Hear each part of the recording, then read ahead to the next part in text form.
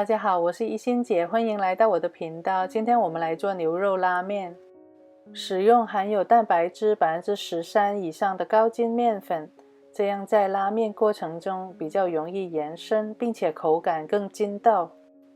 不同牌子、不同蛋白质含量的面粉，吸水性也是有差异的，大家可以根据面粉的吸水性来调整水量。我这个配方面团相对软一些。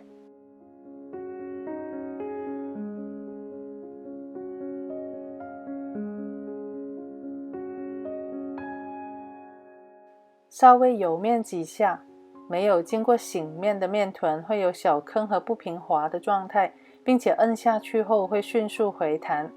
23度室温醒面40分钟。来做个家常油泼辣子，辣度可以根据自己的口味调整。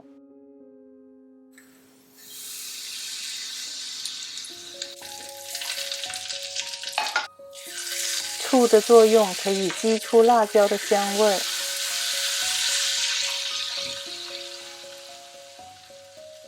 所谓醒面，其实是让蛋白质颗粒吸收水分后再伸展出来，所以摁下去不容易回弹。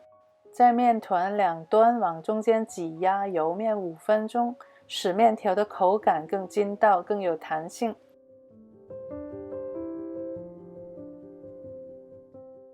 将面团揉成条状，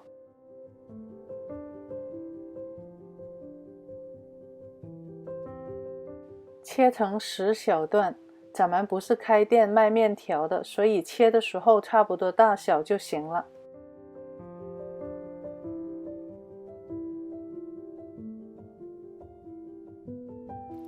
揉至15厘米左右的长度。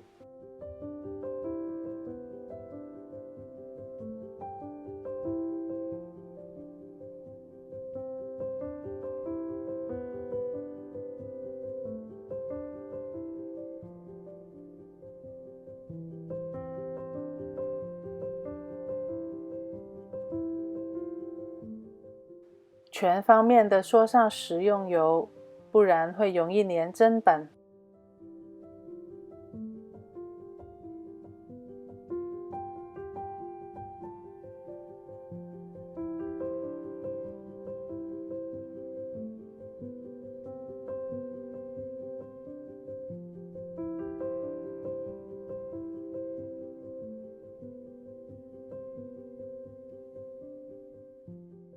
用上期做酱牛肉的卤水汤，把其中一块牛肉煮开，摊凉后再切薄片。想看酱牛肉做法的朋友们，可以点右上角提示条观看视频，这里就不做详细解说了。实在是太香了，忍不住偷吃一块。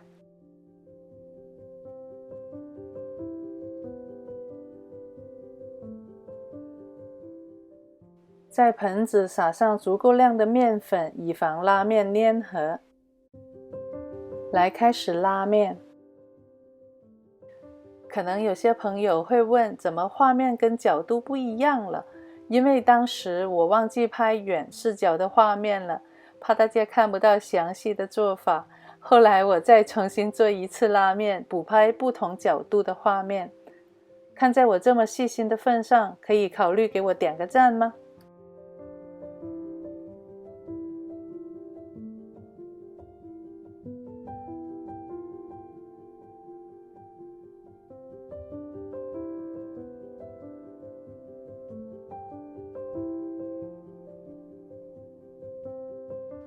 我个人更喜欢吃稍微粗一点的面条，并且加上技术有限，但是咱们又不是开面店的，怎么开心怎么来吧。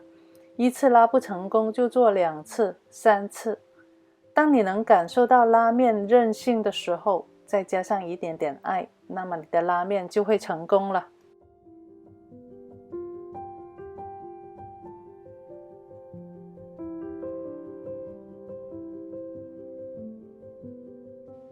如果发现个别面条比较粗，还可以再拉扯细一些。